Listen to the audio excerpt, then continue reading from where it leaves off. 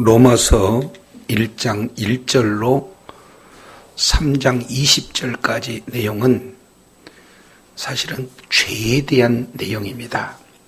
이걸 조금 압축해서 말씀을 드린다면 1장 18절부터 32절까지는 이방인들의 죄에 대해서, 그리고 2장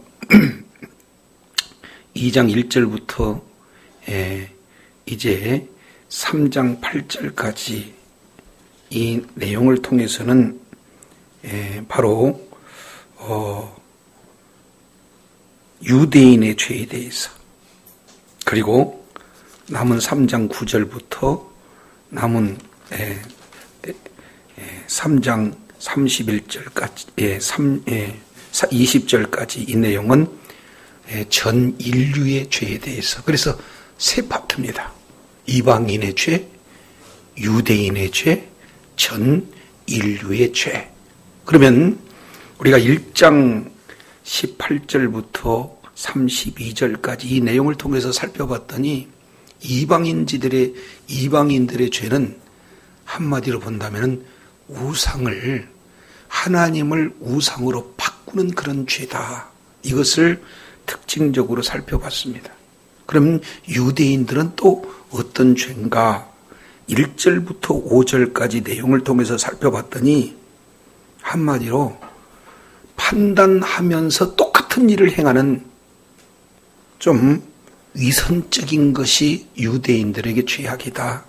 이 부분들을 우리가 살펴봤습니다. 그러면 우리가 꼭 알아야 될 내용은 죄를 지었으면 죄는 반드시 심판이 따른다라는 사실을 우리가 살펴볼 수가 있습니다. 그래서 이제 그 심판을 그러면 어떻게 진행하시는가 하는 큰 원칙 세 가지가 2장 1절부터 2장 16절까지 기록되고 있어요.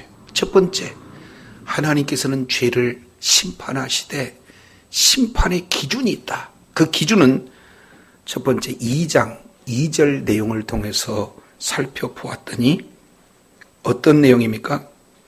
이런 일을 행하는 자에게 하나님이 심판이 멋대로? 그럼요, 진리대로 심판해요. 기준은 하나님의 진리 말씀대로 심판한다. 이 부분들을 우리가 살펴볼 수가 있습니다. 그래서 이 진리대로 심판하는 기준, 그 포함한 5가지 내용을 우리가 지난 시간에 살펴봤습니다. 그래서 이제 핑계할 수 없는 심판, 그 내용은 첫 번째는 판단한 것으로 정죄함, 두 번째는 진리대로, 그리고 세 번째는 하나님의 피할 줄 생각하는 그런 내용으로, 그리고 네 번째는 회개하지 않음을 알지 못하고 오히려 회개보다 인자하심, 용납하심, 길이 참으심, 이것을 멸시했기 때문에, 그리고 5번째 내용을 통해서 보면은 한마디로 고집이죠. 그래서 회개하지 않고 끝까지 고집 부리는 그런 상황으로 하나님의 진노를 쌓는 그런 자리에 있기 때문에 심판을 받는다 하는 내용을 우리가 살펴봤습니다. 자, 그렇다면 6절부터 10절까지 크게 두 번째 내용을 통해서 우리 하나님이 심판하시는 데는 두 번째 기준이 있어요. 그 내용은 어떤 내용이냐? 2장 6절에 기록되고 있습니다.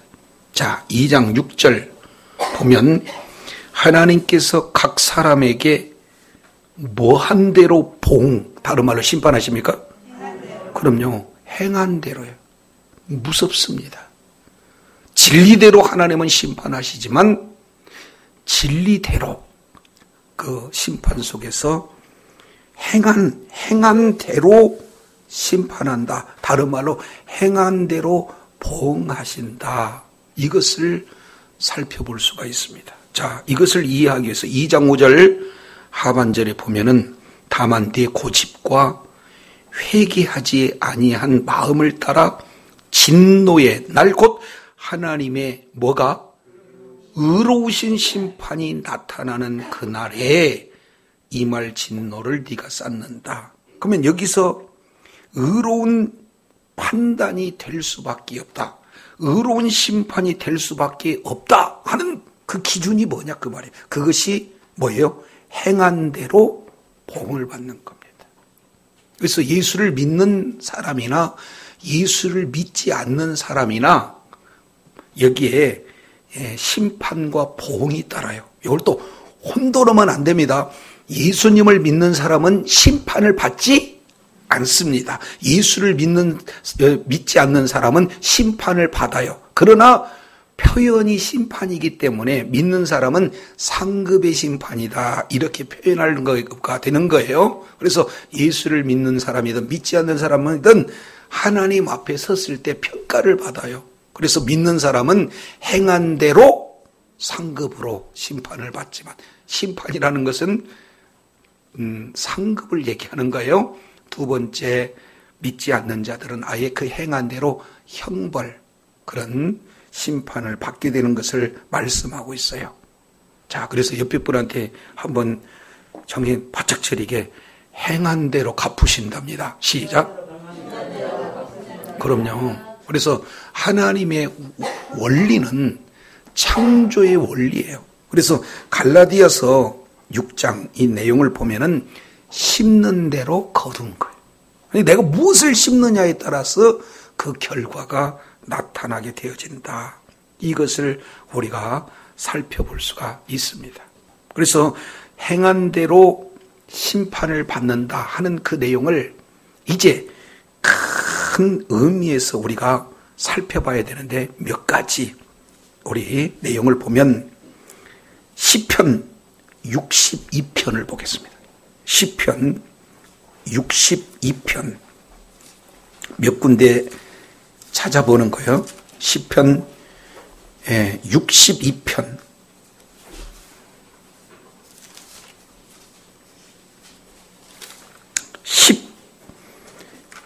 12절 주여 인자함도 주께 속하였사오니 주께서 각 사람이 뭐한 대로 행한 대로 갚으심이다. 시편 기자는 이렇게 표현을 하고 있습니다. 다 우리가 찾아봐야 되겠지만 잠언서 24장 12절도 행한 대로, 전도서 12장 13절에도 행한 대로 심판을 받는다 이렇게 말씀하고 있습니다. 자, 그런데 우리 하나님께서 행한 대로 심판받는다 그러면은 자칫하면 내가 뭔 행한 것에 대해서 구원으로 연결된다 이거 아니에요. 여기서 행한다는 것은 믿음을 전제로 하는 행함이다 그 말이죠. 자, 이거 머릿속에 기억하시고 시편 139편을 보겠습니다. 시편 139편. 우리 주님께서 심판하실 때 행한 대로 그러면은 행하는 결과만 얘기하는가? 그렇지 않아요. 시편 139편 이 내용은 바로 심판에 대한, 감찰에 대한 내용을 말씀하고 있는데 1절 여호와여 주께서 나를 뭐 하시고?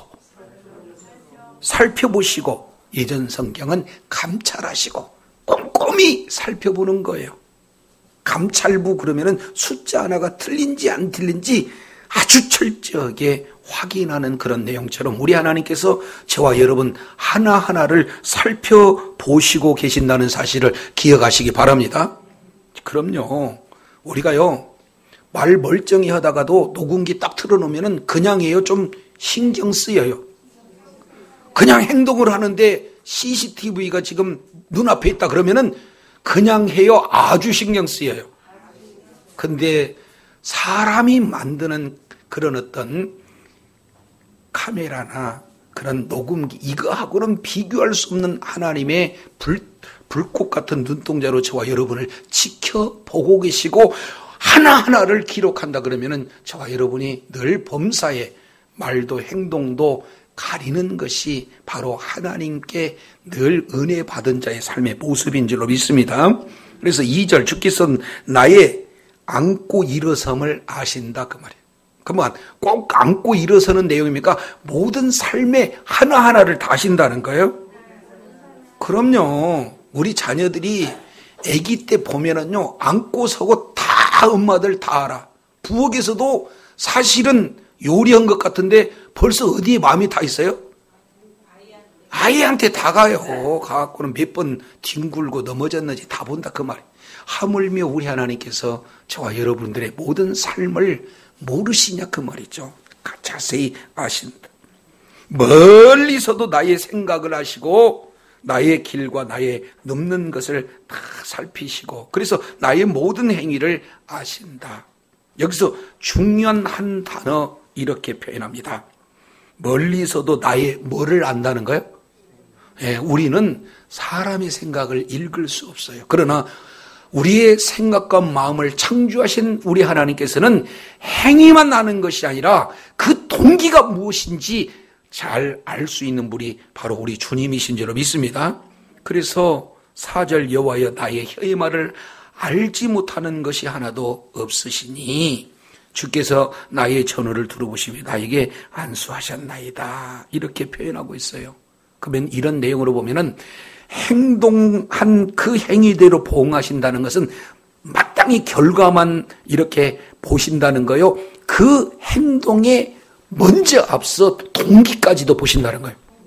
그렇기 때문에 우리 하나님께서는 바로 의로운 심판하실 수 있는 그런 근거가 되어진다. 그래서 진리대로 심판도 하시지만 뭘로 심판하셔요?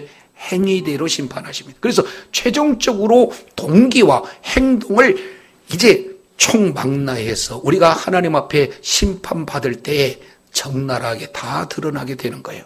이것을 이제 계시록 20장 12절 이 내용을 통해서 보면은 우리가 주일날 이 부분은 자세히 말씀을 나눴습니다면은 20장 11절 보니까 크고 흰 보좌 앞에 모두들이 다 섭니다. 그랬을 때 12절 죽은 자들이 이제 어떻게 되느냐? 앞에 있는 생명책 진리의 말씀을 근거해서 죽은 자들은 자기 행위를 따라 책에 기록된 대로 다 심판을 받는다. 이렇게 말씀하고 있어요. 최종적으로는 바로 행위대로 심판을 받는다. 이렇게 말씀하고 있습니다. 이게 불신자의 심판이에요. 그러면 신자의 심판을 뭐라고 표현하고 있는가? 22장 보겠습니다. 계시록 22장 12절 내용을 보면 보라 내가 속히 오리니 내게 줄 뭐가 있어? 상이 있어. 각 사람에게 그 뭐한 대로? 그럼요. 일한 대로 행한 대로 갚으시겠다. 그러니까 불신자도 행하는 대로 신자도 행하는 대로 갚으는데 갚음의 결과는 심판이냐 아니면 상급이냐 이게 차이가 있어요. 그러니 신자든 불신자든 우리 주님 앞에 다 선단 말이죠. 그래서 섰을 때 표현이 안 되니까 상급의 심판 이렇게 표현하는데 이것을 배마 한번 따라합니다. 배마. 그럼요. 배마. 이것은 심판은 불신자의 표현을 얘기하는 거고 뭡니까? 신자는 상급에 그런 관련된 내용이에요. 그러면 이제 제가 받는 상급이 있고 여러분들이 받는 상급이 있고 그리고 선교사님들이 받는 상급이 있고 그리고 베드로나 사도 바울이 받는 상급이 다 같아야 돼요? 다르겠습니까? 그럼요. 행한 만큼 그래요. 그러니까 나에게 기회 주실 때 어떻게든지 주님 앞에 헌신하고 충성하는 이런 내용이 이 땅에서 참 바보스럽게 보일 수도 있어요. 그러나 심판 때, 다른 말로 상급 때 안에 보면은 각각 그 행한 대로 차이가 있다. 그러니 공정한 그런 내용이 되어지는 거죠. 그래서 2장 6절부터 로마서 2장 6절부터 10절까지 전체 이끌어가는 핵심 내용은 행한 대로예요. 거기다가 밑줄 쫙 그어놓으세요. 그래서 하나님의 심판 기준은 뭐다? 행한 대로. 그래서 우리 주님께서 마태복음 25장 이 내용을 보면은 최종적인 심판의 모습을 잘 그려놓고 있어요. 그래서 마태복음 25장 이 내용을 보면은 이제 거기다가 줄 세웁니다. 쫙 줄이 서요. 임자가 31절 보니까 자기 영광으로 모든 천사와 함께 올 때 자기 영광의 보좌에 앉으리니 모든 민족을 그 앞에 모으고 각각 분별하기를 목자가 양과 염소를 분별한 것 같이 하여 양은 오른편에 염소는 왼편에 두리라. 그러면서 이렇게 얘기해요. 그때 임금이 그 오른편에 있는 자들을 향해서 내 아버지께 복을 받을 자들이여 나와서 창세 이후로 너희를 위하여 예비된 나라를 상속받아라 이렇게 얘기해요. 근데 반면에 41절 보니까 왼편에 있는 자들한테는 저주를 받은 자들아 나를 떠나 마귀와 그 사자들을 위하여서 예비된 영양한 풀에 들어가라 이렇게 변합니다. 심판과 상급이 확실히 가려지는 그런 내용은 우리가 다 보좌 앞에 섰을 때 그 내용을 계시록 20장 12절, 22장 12절 신자와 불신자를 쫙 나눠주는 그런 내용들을 우리가 살펴볼 수가 있습니다. 자, 그러면 이렇게 두 부류의 사람, 믿는 자냐 믿지 않는 자로 분별되는데 각각 불신자나 신자도 그 행한 대로 갚은다라는 개념으로 본다면 지옥도 목사님들이 잘 표현하는 내용처럼 아랫목이 있고 윗목이 있는 것처럼 더 고통받는 데가 있고 아주 고통받는 데요. 근데 사실 따지고 보면은 그곳은 전부 다 뭐예요? 불이 있는 곳이에요. 불이 타는 곳이에요. 그러니까 상상할 수가 없죠. 그러나 거기서도 더 맹렬히 타는 곳이 있다. 이것을 우리가 살펴볼 수가 있는 거예요. 그러면 천국도 역시 마찬가지로 각각 주어지는 행한 대로 상급을 이렇게 달리한다. 이것을 행한 대로 보응, 이것은 신자든지 불신자든지 모두에게 적용됩니다. 그래서 7절부터 10절까지를 두 부류로 4절이지만 이렇게 표현하고 있어요. 자, 이것을 하려면 구조를 잘 알아야 돼요.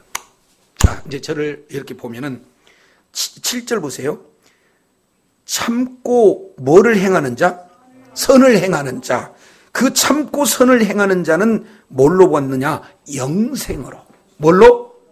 요건 상급이에요, 심판이에요? 그럼요, 상급이에요. 행한 대로 상급을 받는 겁니다. 근데 이것을 조금 더 자세히 표현하는 것이 10절이에요. 그래서 선을 행한 자는 어떠냐? 선을 행한 자는 영광과 존귀와 평강이 있다. 따라서 7절과 10절은 짝입니다. 두 번째, 8절 이 내용은 뭘 얘기하느냐? 악을 얘기하는 거예요. 8절은 뭘 얘기한 거다? 당을 짓는 거. 이것은 좀 표현으로 본다면은 아예 그냥 다툼, 논쟁을 좋아하는 것 이렇게 표현할 수가 있어요. 서로 끼리끼리 우리가 옳다. 그런 것은 악한 행동이 되어지는데 그런 악을 행하는 자를 모르니까 뒤에 9절에 악을 행하는 자 그래서 8절과 9절은 짝이 되어진다. 그래서 각각 심판과 보응, 좀으로 본다면 상급과 심판의 그런 결과가 다르게 되어지는 겁니다. 근데 이것을 하나님께서 이 구조를 자세히 보면은 하나님의 의도를 잘 알 수가 있어요. 그래서 먼저 이제 저를 보셔야 됩니다.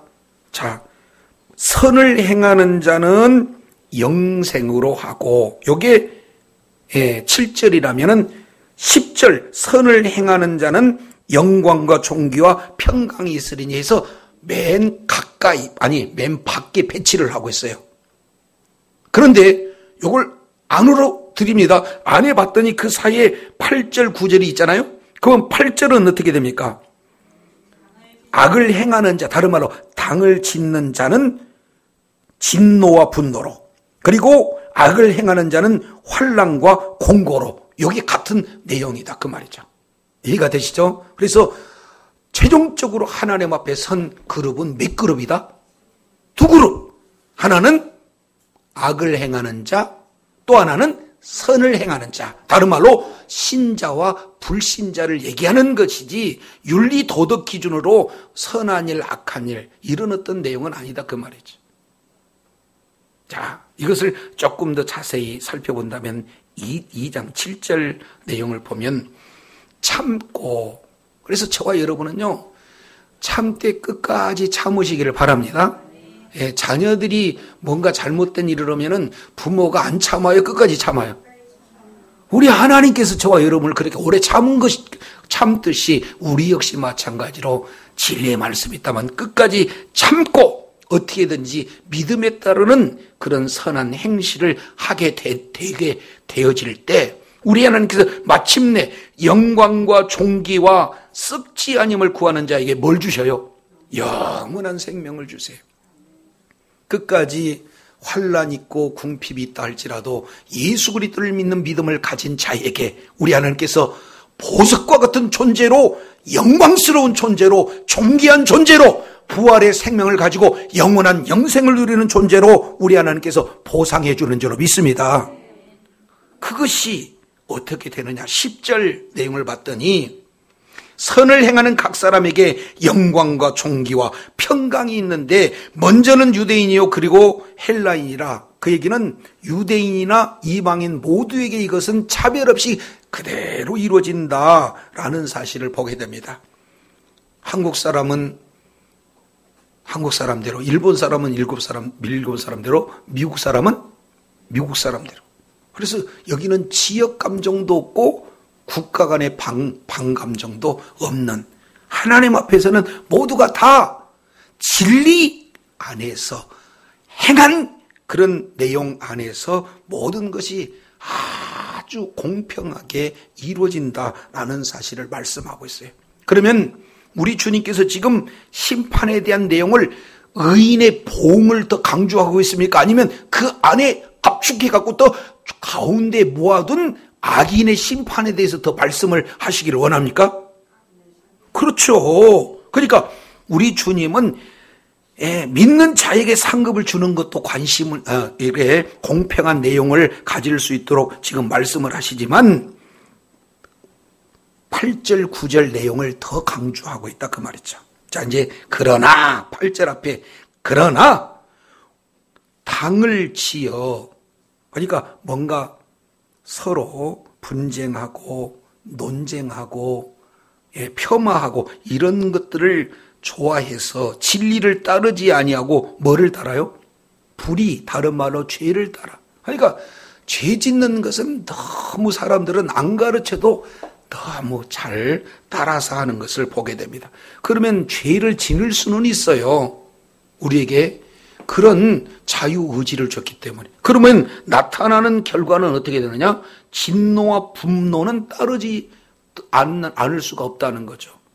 죄를 지으면 하나님의 진노, 하나님의 분노가 따르게 된다는 겁니다. 사람의 그런 진노하고 분노의 눈빛 보면은 같이 있고 싶던가요? 좀 자리를 피하고 싶던가요? 근데 하나님의 진노는요, 무시무시하다니까.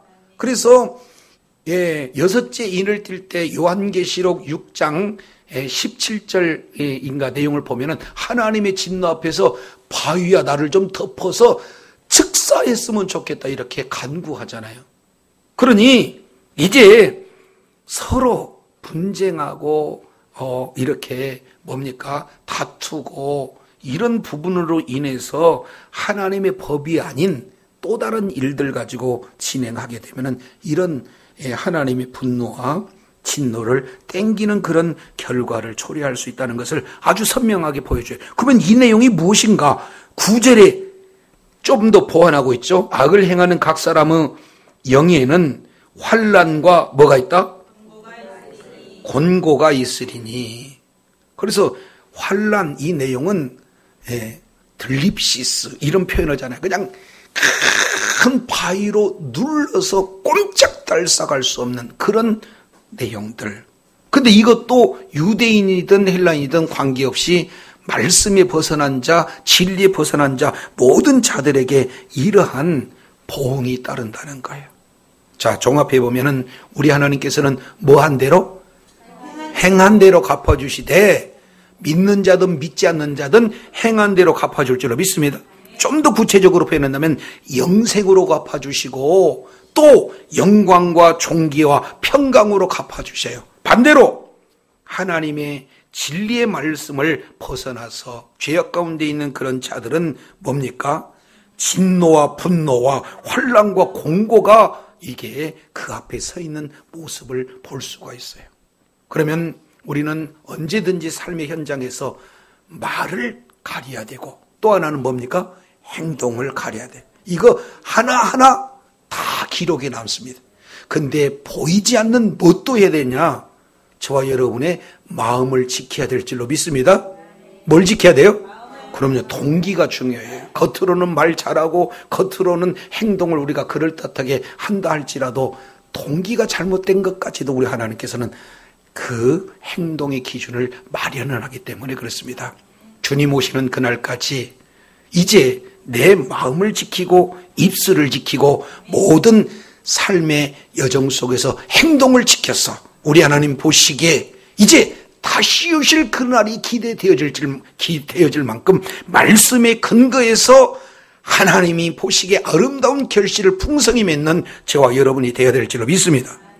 크게 두 번째, 우리 하나님께서 심판하는데 이제 첫 번째는 진리에 따른 심판, 두 번째는 행위에 따른 심판이라면 세 번째 11절부터 16절까지 전체를 이끌어가는 키워드, 바로 11절의 기록이 되고 있습니다. 11절 우리 다 같이 읽겠습니다. 시작. 이는 하나님께서 외모로 사람을 취하지, 한마디로 본다면 우리 주님의 심판은 공평한 심판. 뭐라고요? 진리에 따른 심판, 행위에 따른 심판, 공의에 따른 공정한 심판. 이 내용을 말씀하고 있어요. 사람들은 참 단순해요. 왜 그래요? 보이는 것이 평가 기준이에요. 저 사람 하버드 나왔대. 저 사람 빌딩주래. 저 사람 재벌이래. 저 사람 장관이래. 그러면 저와 여러분, 이런 외적 조건이면 어떻게 우리 교회에 왔으면 좋겠어요? 안 왔으면 좋겠어요? 다 오기를 원하겠지만, 근데 그런 조건을 갖추지 않는데 똑같이 왔으면 하는 그런 마음이 사실은 저와 여러분에게 있어야 되는데 이게 그렇지 않거든요. 그렇지 않습니까?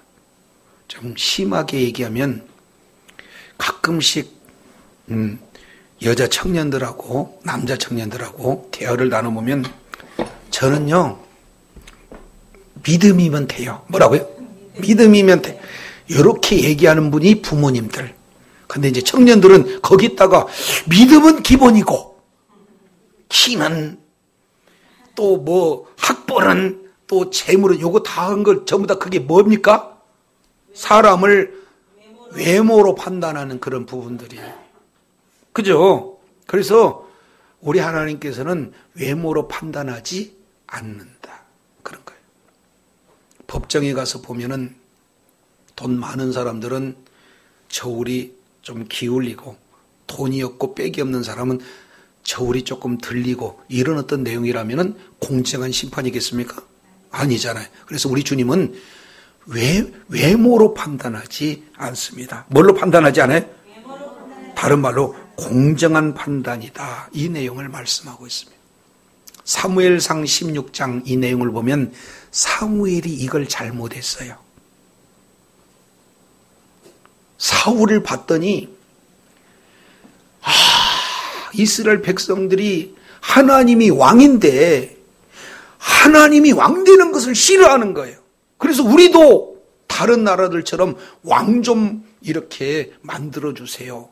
그런데 우리 하나님께서 짠 하고 등장시키는 한 사람이 있는데 그 사람이 누구냐면 사울이야. 사울은 봤더니 키가 훤칠합니다. 다른 사람보다도 이게 머리가 하나 더 있어.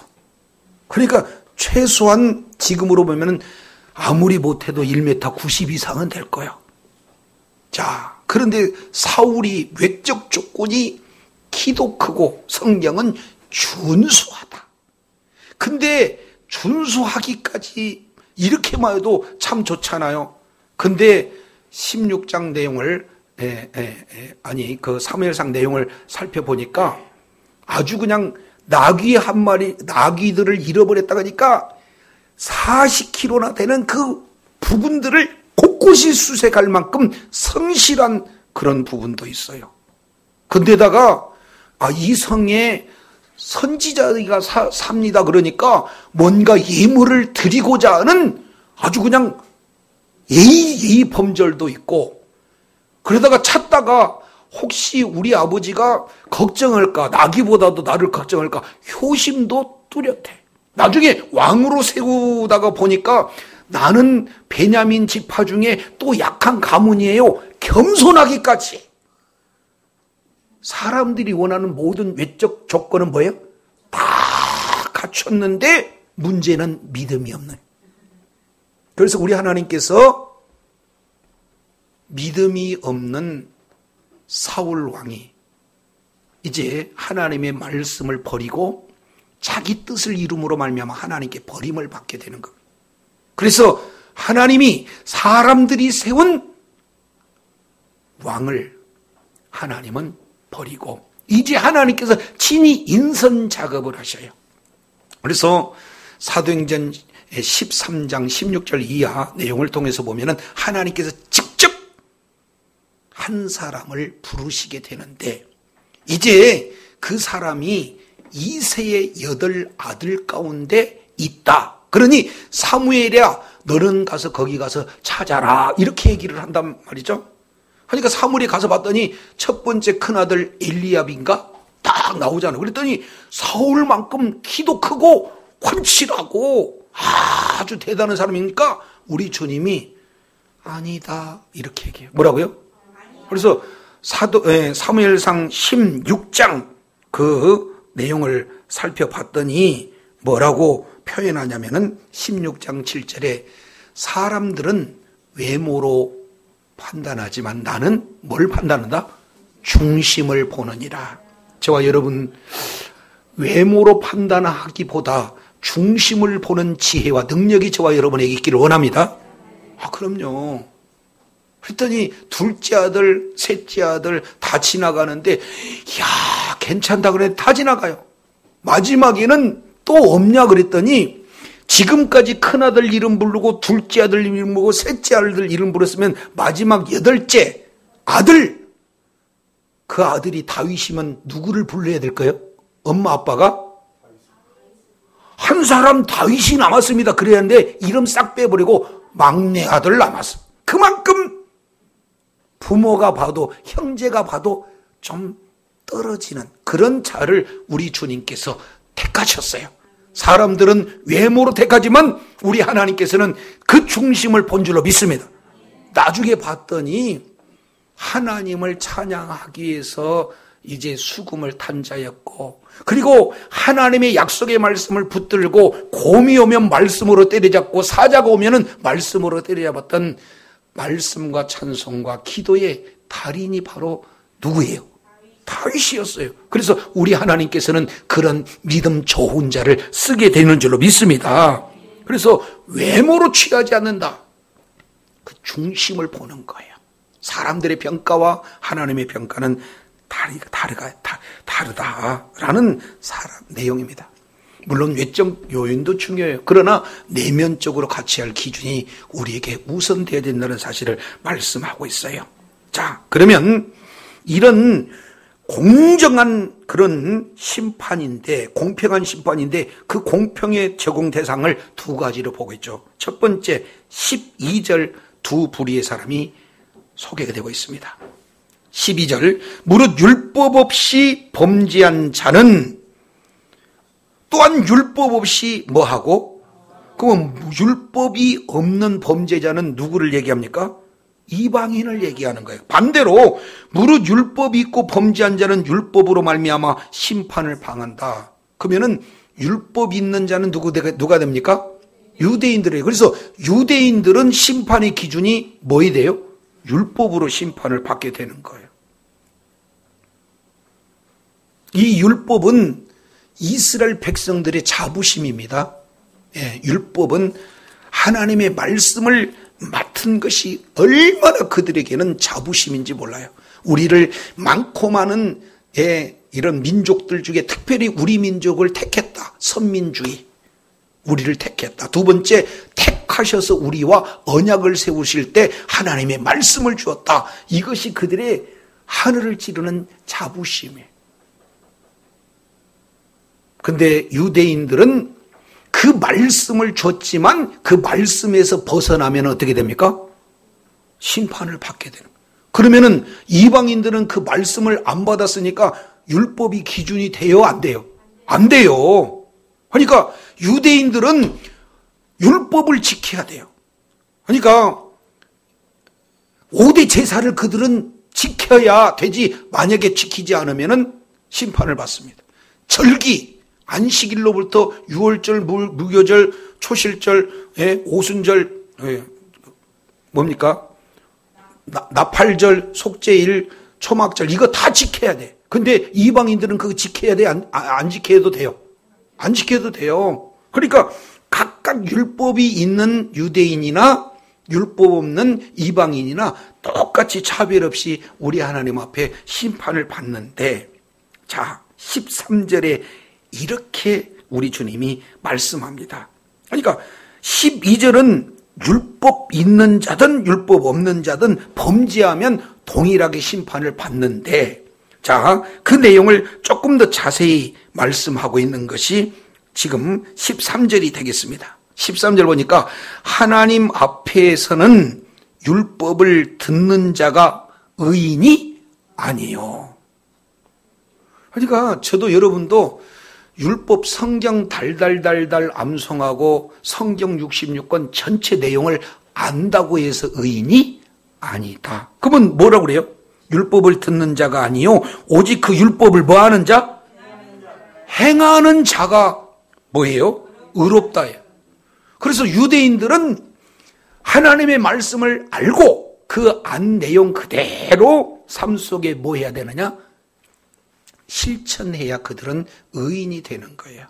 매일 상번제 드려야 되고 안식일 지켜야 되고 유월절, 거기서 마지막 초막절까지 율법에 기록한 모든 내용들을 다 지켜야 되는 거예요.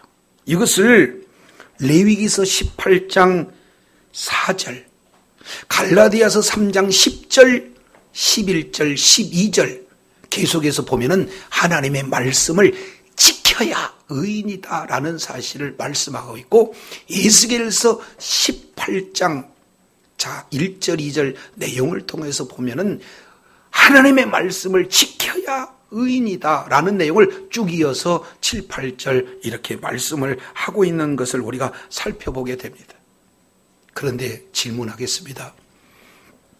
과연 유대인들이 모든 율법을 다 지켰을까요?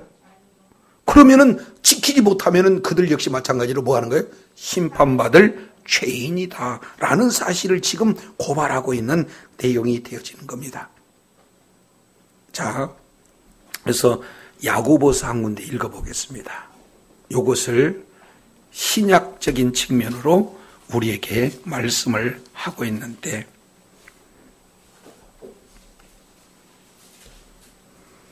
(19절) 내 사랑하는 형제들아 너희가 알거니와 사람마다 듣기는 속히 하고 말하기는 더디하고 성내기도 더디해라. 그잖아요. 부부싸움 오는 거 보면은 잘 들어주든가요? 말 끊고 끼어들든가요? 화날 때 그냥 참고 또 참고 계속해서 참든가요? 그냥 화나면 그냥 나도 모르게 나오든가요? 19절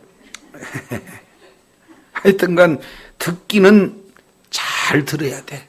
그런데 말하는 거나 성내는 것은 좀 더디해라. 그러므로 모든 더러운 것과 넘치는 악을 내어버리고 능히 너희 영혼을 구원할 마음에 심긴 도를 온유함으로 받으라. 자, 22절 다 같이 읽습니다. 시작. 도를 행하는 자가 되고 듣기만 하여 자신을 그러니까 듣기는 다 듣는데 행하지 않는다 그러면 자기 자신을 속이는 자가 된다. 그래서 우리 하나님이 너무도 이를 잘 드러났어. 뒤에 보니까 왜냐하면 누구든지 도를 듣고 행하지 않으면 거울로 자기 생긴 얼굴을 보는 삶과 같이 뭐예요? 똑같아요. 자, 거울을 봤는데 이빨에 빨간 고춧가루가 끼었어요. 그러면은 보면은 어떻게 해야 돼요? 빼내야 돼요. 근데 끼었네 하고 있다 그러면 거울 보는 자예요? 봤는데 안 보는 자하고 똑같은 겁니까? 똑같은 겁니다. 말씀을 들었는데 그 듣는 대로 행하지 않으면은 바로 거울을 보고 티를 이제 깨끗이 씻지 않는 그런 자와 똑같은 내용이다.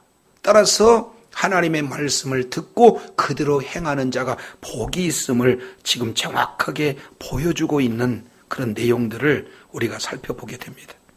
그래서 25절 자유하게 하는 온전한 율법을 들여다보고 있는 자는 듣고 잊어버리는 자가 아니고 실행하는 자니 이 사람은 그 행하는 일에 뭘 받는다? 그럼요. 그렇습니다. 그래서 하나님의 말씀을 듣고 행하는 자리에 있어야 돼요. 그런데 이것은 마음은 소원이로되 실제 삶하고는 이게 쉽지만은 않습니다. 그래서 로마서에서는 이렇게 표현합니다. 자, 로마서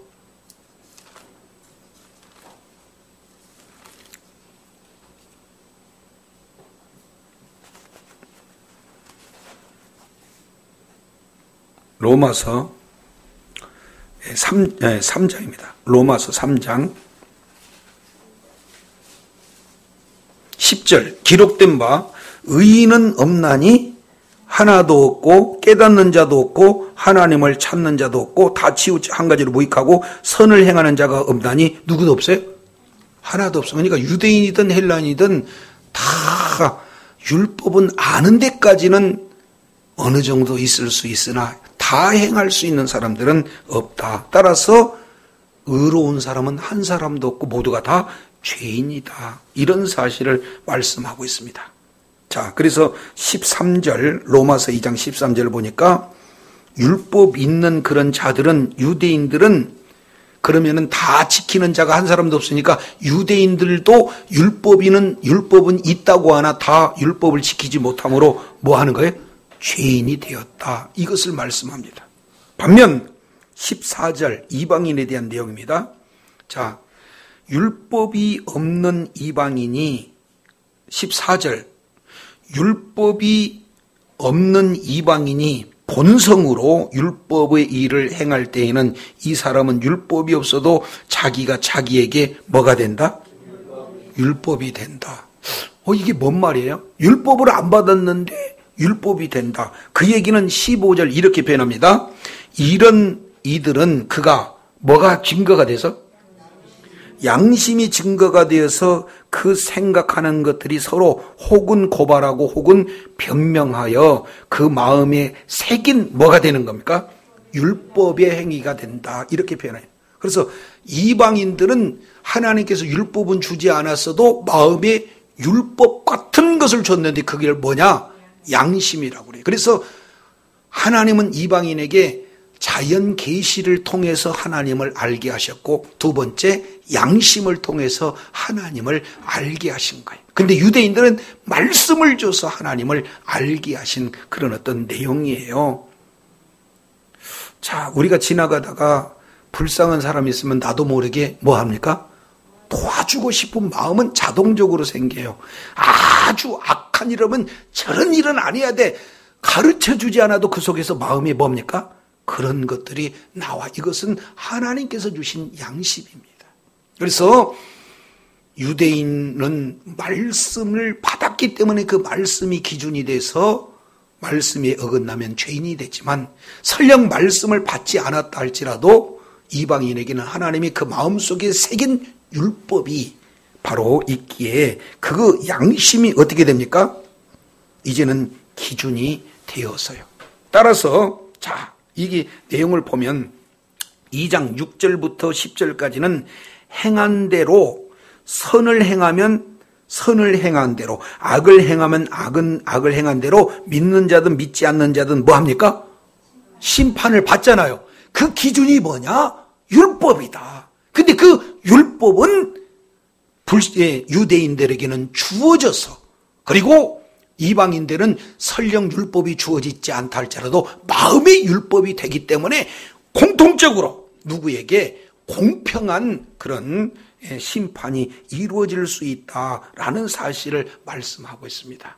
그래서 로마서 7장 12절 보면은 율법이 잘못된 것이 아니에요. 율법은 의롭고 거룩하고 선하다라고 말씀하고 있어요. 그러나 율법을 지켜서 의롭게 되는데 모든 율법을 지킬 수 있는 육체는 아무도 없다라는 사실을 말씀하고 있는 것입니다. 따라서 결론으로 말씀을 드린다면 16절 다 같이 읽습니다. 시작.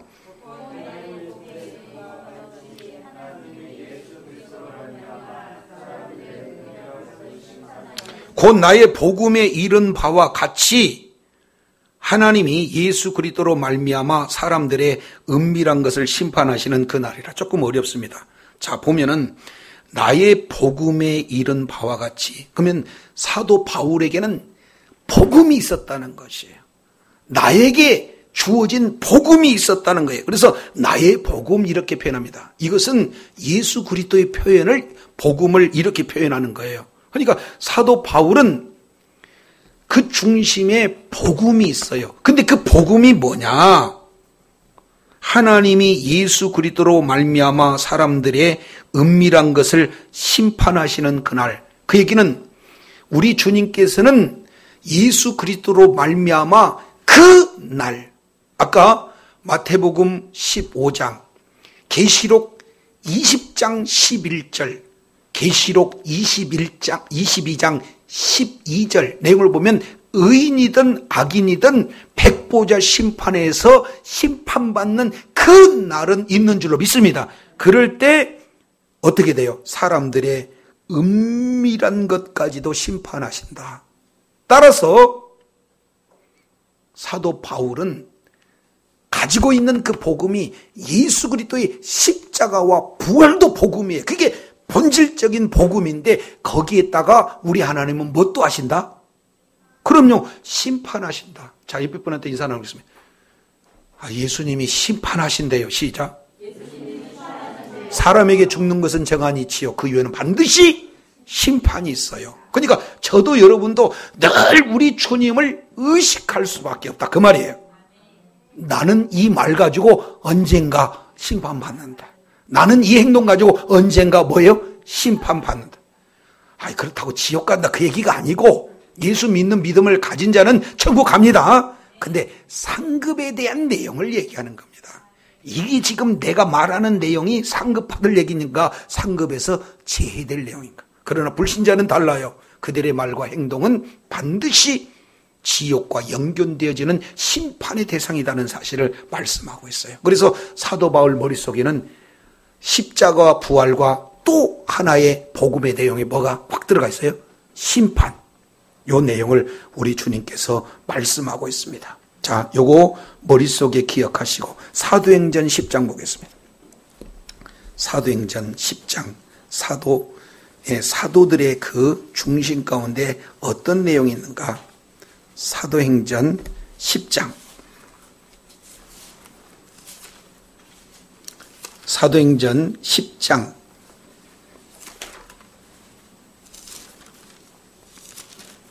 그들이 복음을 전하는 거예요. 자, 사도행전 10장.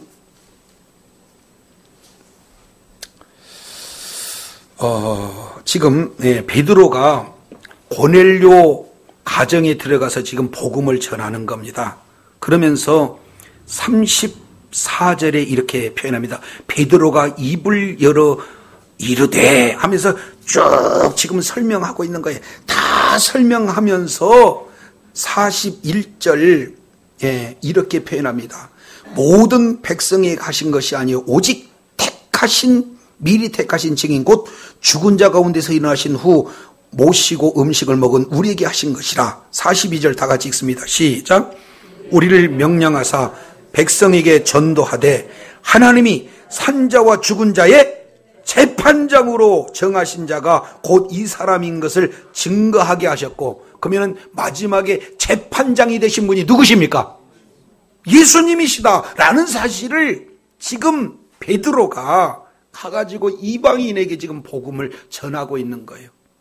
우리는 예수님의 십자가와 부활을 강조하는 그런 내용으로다가 구원은 받았어요. 근데 구원받은 자가 가져야 할 복음이 있는데 그게 뭡니까? 심판의 종말론적 구원관을 가져야 된다 그 말이에요. 반드시 우리 주님은 오신다. 오시는 그분은 심판장으로 오신다. 저와 여러분의 모든 것을 심판하신다는 것을 기억하시기 바랍니다. 그래서 점점 우리가 성숙해서 그 심판 때에 우리에게 행한 대로 갚아주시는 상급, 이 내용을 저와 여러분이 염두에 둔다면 우리 하나님이 기뻐하시고 우리 하나님께서 참으로 인정할 만한 아름다운 결실을 맺는데 저와 여러분이 최선을 다하게 될 줄로 믿습니다. 또 보겠습니다. 사도행전 17장 볼게요. 사도행전 17장 내용을 보면은 이런 말씀을 하고 계세요.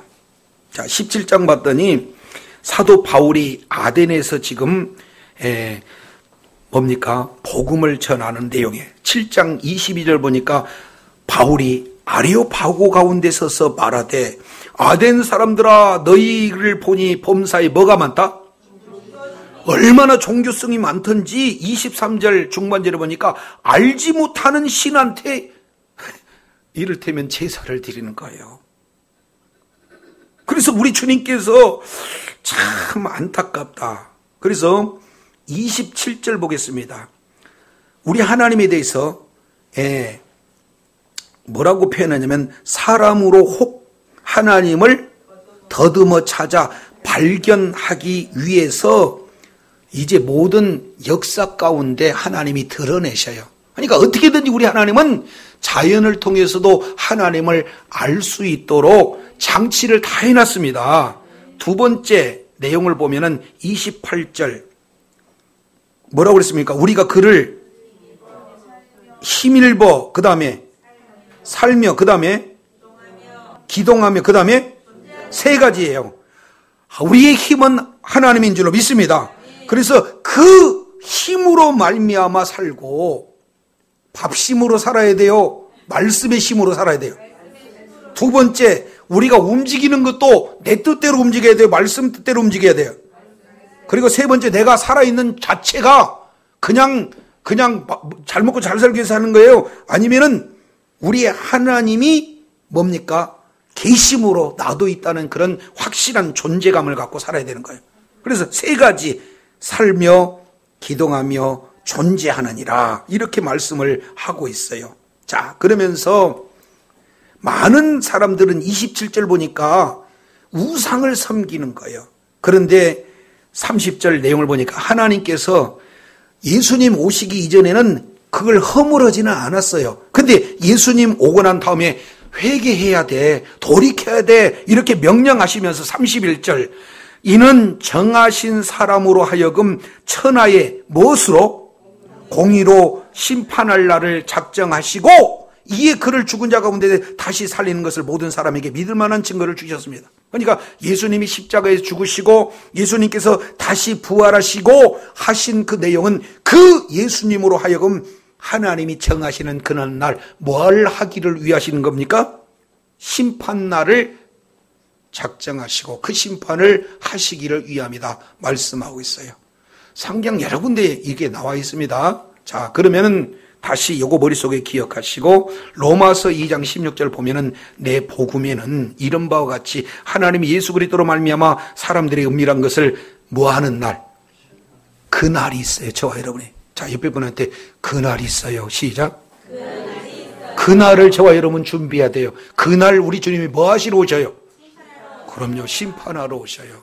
이것을 머릿속에 염두해 두시고 심판하실 때 평가 기준이 진리대로 평가하시고 행위대로 평가하시고 공평하게 평가하시는 그 날 우리는 예수 그리스도를 믿는 믿음으로 이제 더 이상 지옥과 관계는 없죠. 그러나 상급에는 관계가 있다는 사실을 기억한다면 저도 여러분도 날마다 삶의 여정 속에서 어떻게 하면 입술로 우리 하나님을 찬양하며 하나님 앞에 늘 기도하며 모든 사람들에게 전도하는 그런 입술이 되어질 것인가? 어떻게 하면은 빛의 자녀로서 아름다운 향기를 바라며 많은 영혼을 주님의 품으로 이끌까? 늘 하나님 나라의 관심과 소망을 가지고 나가게 되어진다면 심판장이 되신 우리 주님이 오시는 그날 우리들을 진리대로 행한 대로 공평하게 평가하실 그때에 저와 여러분 앞에 주어지는 하나님의 놀라운 은혜로 말미암아 상급의 놀라운 축복의 반열이 있어 우리 하나님 앞에 존귀하게 쓰임받고 주님께 영광 돌리는 축복의 자녀들, 능력의 자녀들 다 되시기를 예수 이름으로 축원합니다. 기도하겠습니다. 걸어가시고 신실하신 하나님 아버지 주님 은혜에 감사를 드립니다.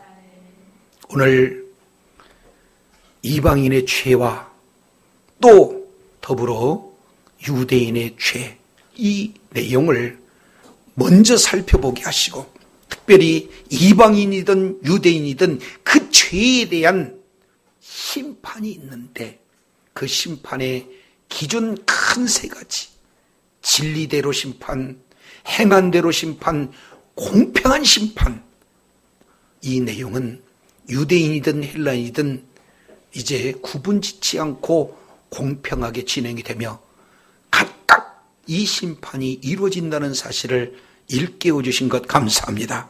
이제 마태복음 25장 심판장이 되신 우리 주님이 오실 때 좌편 우편을 양과 염소로 가르는 것처럼 우리 하나님께서 이제 영생의 축복으로 그리고 아버지 하나님의 분노와 진노의 심판으로 보응하시는데 유대인과 헬라인 말씀을 받았던 말씀을 받지 않고 양심을 받았던 공이 이루어진다는 사실을 일깨워 주셨사온즉 주님 오시는 그날까지 이제 사도 바울이 나의 그 복음이 예수 그리스도로 말미암아 십자가 부활이 증거가 되는 것처럼 이제 심판이 이루어진다는 것을 정확하게 말씀하심으로 말미암아 우리가 예수 그리스도를 구주로 영접하여 이제 지옥 자식과 관계없는 하나님의 자녀로서 자리를 옮긴 우리에게 심판 바로 상급이 결정된다는 사실을 일깨워 주셨사온즉 주님 오시는 그날까지 이제 주신 복음 잘 이제 빼앗기지 않고 소유할 뿐만 아니라 많은 영혼들에게 하나님의 마음을 흐뭇하게 하고 주님 나라 확장하는 일에 존귀하게 쓰임받게 하고 하나님 앞에 영광 돌리는 복된 자리에 있음으로 말미암아 그날 심판장으로 오신 예수 그리스도를 만나는 그날 최후 웃는 자요 승리자요 주님 앞에 영광 돌리는 축복의 자녀들 다 되게 하여 주시옵소서.